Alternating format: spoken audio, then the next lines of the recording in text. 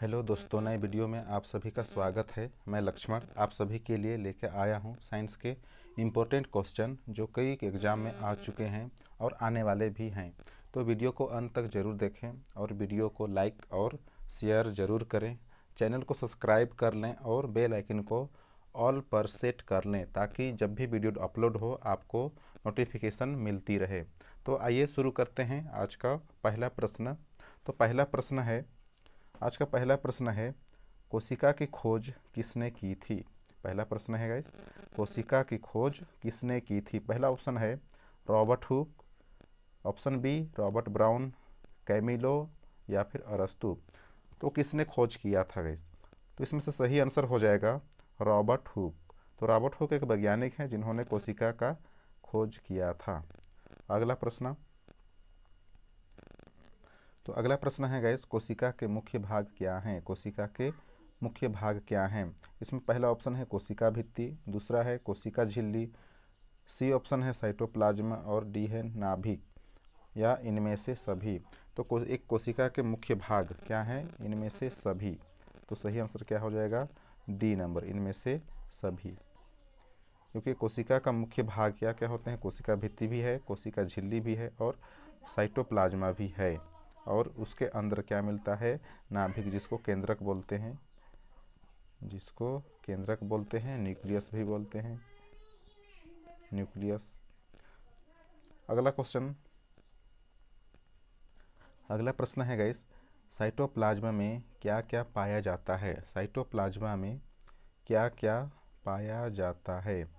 Option A mitochondria, option B lysosome, option C Golgi body, option D ribosome या इनमें से सभी। तो एक साइटोप्लाज्मा में क्या क्या पाया जाता है, तो इसका सही आंसर क्या हो जाएगा, ऑप्शन ई नंबर, सभी, इनमें से सभी। क्योंकि एक जो कोशिका होता है, कोशिका के अंदर, एक कोशिका के अंदर ये हो गया इसका केंद्रक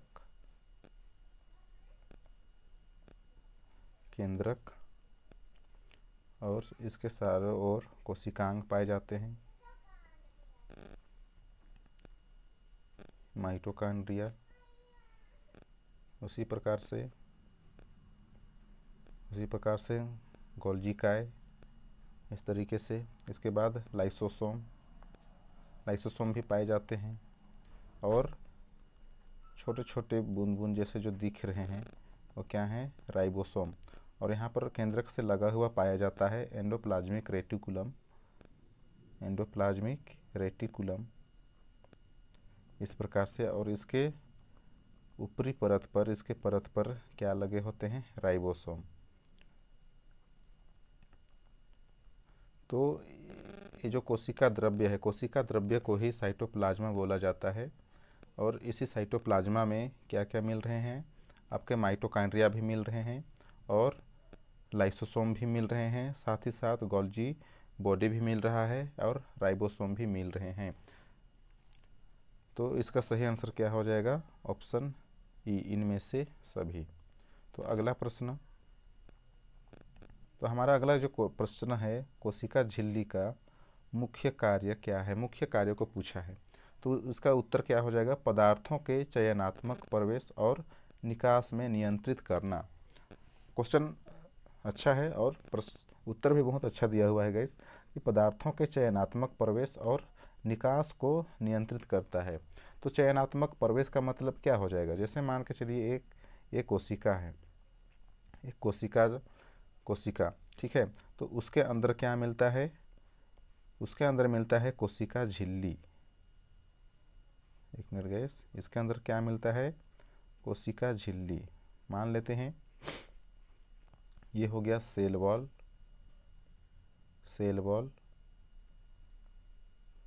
हो गया, और ये हो गया प्लाज्मा झिल्ली,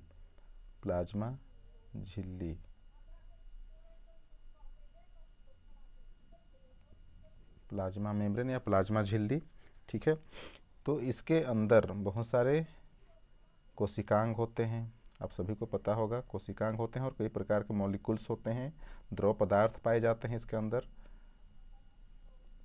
और ये जो केंद्रक होता है, ये जो केंद्रक होता है, केंद्रक के अंदर गुणसूत्र पाए जाते हैं, क्रोमेटिन जालिका पाए जाते हैं। तो ये जो कोशिका है, कोशिका के अंदर क्या मिल रहा है? कोशिका झिल्ली। ये हमारा क्या है? कोशिका झिल्ली, प्लाज्मा मेम्ब्रेन जिसको बोल रहे हैं, प्लाज्मा मेम्ब्रेन, ठीक है, प्लाज्मा झिल्ली जिसको बोलते हैं। तो ये जो प्लाज्मा झिल्ली है, ये पदार्थों को चयनात्मक रूप से प्रवेश करने देता है। मतलब यदि इसके बाहर कोई अणु है, जैसे जल का अणु हो गया या अन्य कोई अणु हो गए, कोई भी मॉलिक्यूल्स हो गए, तो उसको वो चयन करेगा अंदर जाने के लिए। तो अंदर ले जाने के लिए वो चयन करता है कौन से अणु को अंदर जाने देना है और कौन सा अणु को अंदर से बाहर आने देना है, तो उसका वो चयन करता है। अगला प्रश्न, अगला प्रश्न है नाभिक का मुख्य कार्य क्या है? नाभिक का मुख्य कार्य क्या है? नाभिक जिसको क्या बोलते हैं? केंद्रक भी बोलते हैं, केंद्रक भी बोलते हैं, न्यूक्लियस जिसको बोलते हैं, न्यूक्लियस। तो नाभिक का मुख्य कार्य क्या है? उत्तर है जीन को संग्रहित करना और व्यक्त करना। तो एक एक कोशिका है, कोशिका के अंदर क्या मिलता है? नाभिक यानी केंद्रक। मान लीजिए केंद्रक है, एक केंद्रक के अंदर क्या मिलता है? गुणसूत्र मिलते हैं, क्रोमोसोम मिलते हैं, उलझे हुए धागेनुमा संरचना, ऐसे गुणसूत्र मिलते हैं, ठीक है। तो ये जो गुणसूत्र है, ये जो क्रोमोसोम है, गुणसूत्र है, गुणसूत्र है, इसी पर के पाए जाते हैं क्या? जीन। इसी पर पाए जाते हैं जीन, जिसको आप लोग सभी जानते हैं। इस प्रकार से डीएनए होता है। डीएनए का सबसे छोटा खंड को क्या बोला जाता है? जीन बोला जाता है। डीएनए के सबसे छोटे खंड को जीन, डीएनए के सबसे छोटी इकाई को क्या बोला जाता है? जीन बोला जाता है। तो एक केंद्रक में पाया जाता है। तो केंद्रक का कार्य क्या है? जीन को संग्रहित करना और उसको व्यक्त करना। अगला प्रश्न, तो माइटोकॉन्ड्रिया का मुख्य कार्य क्या है? कोशिका को ऊर्जा प्रदान करना, कोशिका को ऊर्जा प्रदान करना। बहुत, तो माइटोकॉन्ड्रिया को कोशिका का पावर हाउस भी बोला जाता है, पावर हाउस, पावर हाउस बोला जाता है। अगला प्रश्न,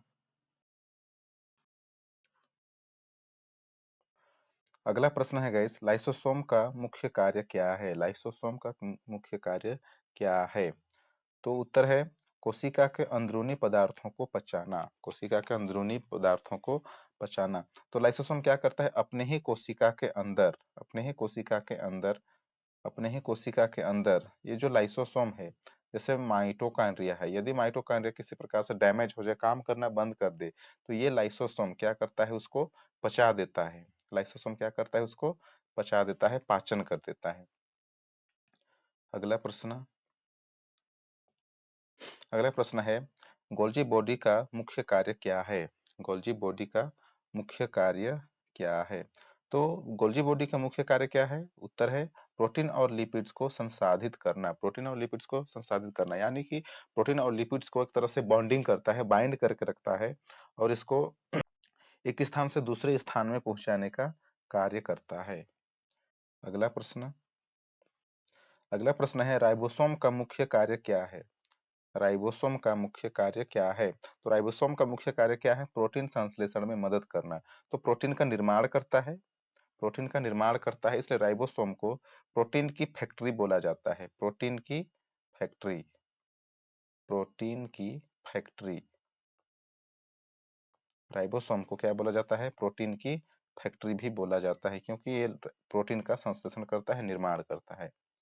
अगला प्रश्न, कोशिका विभाजन के प्रकार क्या हैं? कोशिका विभाजन के प्रकार क्या हैं? तो कोशिका विभाजन दो प्रकार का होता है, माइटोसिस और मियोसिस, माइटोसिस और मियोसिस, माइटोसिस और मियोसिस, जिसको ये हो गया समसूत्री विभाजन, समसूत्री विभाजन, और ये हो गया अर्धसूत्री, अर्धसूत्री विभाजन। तो कोशिका कितने प्रकार के हो गए? कोशिका विभाजन कितने प्रकार का हो गया? एक हो गया माइटोसिस समसूत्री विभाजन और एक हो गया मियोसिस अर्धसूत्री विभाजन। तो दो प्रकार से कोशिका विभाजन होता है। अगला प्रश्न है, कोशिका भित्ति का मुख्य कार्य क्या है? कोशिका भित्ति यानी cell wall, cell wall, cell wall. तो कोशिका भित्ति का मुख्य कार्य क्या है? तो कोशिका को संरचना और समर्थन प्रदान करना। तो संरचना प्रदान करना, एक कोशिका को क्या करता है? उसका संरचना प्रदान करता है। किसी भी जीव के कोशिकाओं को क्या करता है? एक आधार प्रदान करता है। कोशिका क्या करता है? आधार प्रदान करता है, आधार प्रदान करता है, संरचनात्मक इकाई बोला जाता है। अगला प्रश्न है, साइटोप्लाज्म में कौन सा अंगक पाया जाता है जो भोजन को पचाता है? तो साइटोप्लाज्म, जैसे मान के चलिए कोशिका है, कोशिका के अंदर बहुत सारे द्रव पदार्थ पाए जाते हैं, कोशिकांग पाए जाते हैं, जैसे माइटोकॉन्ड्रिया, लाइसोसोम, इसके बाद केंद्रक, केंद्रक के चारों ओर क्या मिलते हैं? कोशिकांग मिलते हैं, और गोल्जिकाए भी होते हैं, एंडोप्लाज्मिक रेटिकुलम होते हैं, राइबोसोम होते हैं। तो इस तरीके से कई सारे कोशिकांग पाए जाते हैं। तो ये क्या है हमारा? लाइसोसोम। क्या है? लाइसोसोम। तो ये लाइसोसोम क्या करता है? कोशिकांगों को पचा देता है और कुछ भोजन को भी पचाता है।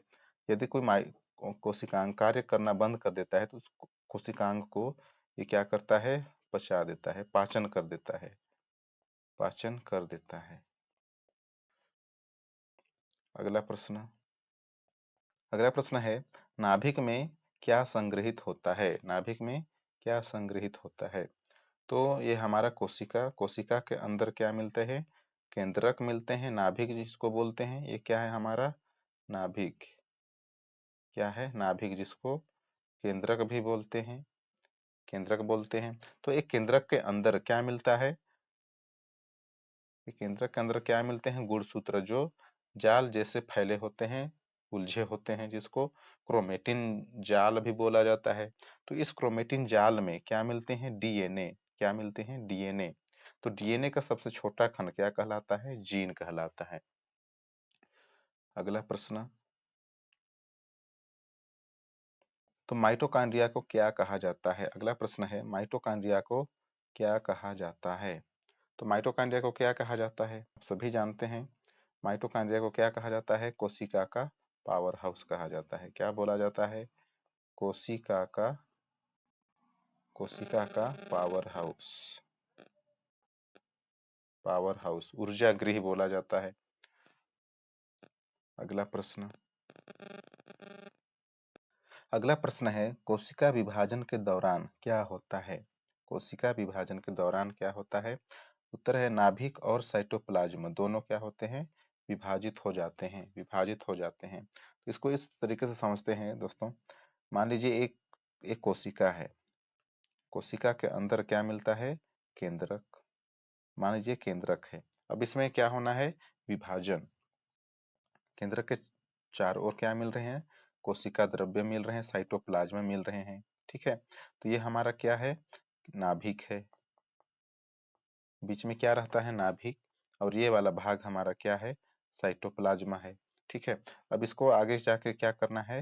विभाजन करना है। तो विभाजन करने से पहले, तो विभाजन अलग अलग होने से पहले, विभाजित होने से पहले केंद्रक का विभाजन होता है। सबसे पहले क्या होता है? केंद्रक का विभाजन होता है। सबसे पहले क्या होता है? केंद्रक का विभाजन होता है। इधर एक केंद्रक चला जाएगा, इधर एक केंद्रक, मतलब केंद्रक दो भागों में बट जाता है, और उसके जो द्रव्य होते हैं इस प्रकार से चारों साइड रहते हैं, और ये आगे विभाजन फिर से करेगा। अब आगे क्या विभाजन करेगा? इसके जो साइटोप्लाज्म है, साइटोप्लाज्म को विभाजित करेगा, अलग अलग करेगा। तो जब विभाजित हो जाता है तो इस प्रकार से दो बराबर भागों में बट जाता है। इधर एक केंद्रक हो जाएगा, इधर एक केंद्रक हो जाएगा। तो इस तरीके से साइटोप्लाज्म भी अलग अलग हो जाते हैं, केंद्रक भी अलग अलग हो जाते हैं, और दो बराबर भागों में बंट जाते हैं। तो अगला प्रश्न है, मियोसिस क्या है? मियोसिस क्या है? मियोसिस, मियोसिस क्या है? मियोसिस एक अर्धसूत्री विभाजन है, विभाजन की एक प्रकार है, अर्धसूत्री विभाजन है, जिसमें क्या होता है, युग्मक कोशिकाओं का निर्माण, यानी युग्मक कोशिकाओं का निर्माण होता है। और युग्मक कौन कौन से होते हैं? एक होता है क्या, शुक्राणु, और एक क्या होता है, अंडाणु, जिसको स्पर्म और ओवम बोला जाता है। अगला प्रश्न, अगला प्रश्न है, कोशिका में, कोशिका में प्रोटीन संश्लेषण कहाँ होता है? कोशिका में प्रोटीन संश्लेषण कहाँ होता है? तो प्रोटीन का संश्लेषण कहाँ होता है कोशिका में? कहाँ होता है? राइबोसोम में होता है। तो प्रोटीन का संश्लेषण कहाँ होता है? राइबोसोम। तो राइबोसोम को क्या बोला जाता है? प्रोटीन फैक्ट्री बोला जाता है। प्रोटीन फैक्ट्री क्या बोला जाता है? प्रोटीन फैक्ट्री बोला जाता है, याद रखिएगा। अगला प्रश्न, तो अगला प्रश्न है, लाइसोसोम में क्या पाया जाता है? लाइसोसोम में क्या पाया जाता है? तो लाइसोसोम में क्या मिलता है? पाचक एंजाइम मिलता है, जो कोशिकांगों को काम नहीं करने पर क्या करता है? पचा देता है। तो लाइसोसोम को क्या बोलते हैं? एक आत्महत्या की थैली भी बोला जाता है। लाइसोसोम को क्या बोला जाता है? आत्महत्या, आत्महत्या की थैली, आत्महत्या की थैली भी बोलते हैं। अगला प्रश्न, अगला प्रश्न है, गोल्जी बॉडी का नाम किसने रखा? गोल्जी बॉडी का नाम किसने रखा? सभी जानते हैं कोशिका है, कोशिका के अंदर जो केंद्रक मिलते हैं, केंद्रक के बगल में क्या मिलते हैं? गोल्जी बॉडी इस प्रकार से मिलते हैं। तो गोल्जी बॉडी का नाम किसने रखा? तो गोल्जी बॉडी का नाम किसने रखा? कैमिलो गोल्जी ने, कैमिलो गोल्जी ने। और खोज भी किसने किया? खोज भी किसने किया? कैमिलो गोल्जी ने ही किया था। ठीक है। अगला प्रश्न, तो आज का आखिरी प्रश्न है, आज का आखिरी प्रश्न है, कोशिका को क्या बोला जाता है? कोशिका को क्या कहा जाता है? तो कोशिका को क्या बोलते हैं? जीवन की इकाई बोलते हैं। जीवन की इकाई क्यों बोलते हैं? क्योंकि एक कोशिका से ही, क्योंकि एक कोशिका से ही क्या होता है? एक जीव का निर्माण होता है, एक जीव का निर्माण प्रारंभ होता है। एक कोशिकीय जीव, बहुकोशिकीय जीव, तो हम मनुष्य किस में आते हैं? बहुकोशिकीय में आते हैं। ठीक है, तो इसलिए इसको जीवन की इकाई बोला जाता है।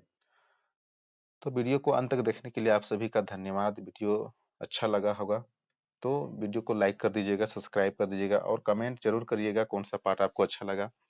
और कमेंट में जरूर बताइए कौन से विषय पर प्रश्न लेकर आऊं। और चैनल को सब्सक्राइब कर दीजिएगा ताकि आप सभी का सपोर्ट मुझे मिलता रहे, जिससे मैं नए नए वीडियो अपलोड करता रहूं, आप लोगों के लिए नए नए वीडियो लाता रहूं। तो मिलते हैं किसी नए वीडियो में, तब तक के लिए टेक केयर, बाय बाय।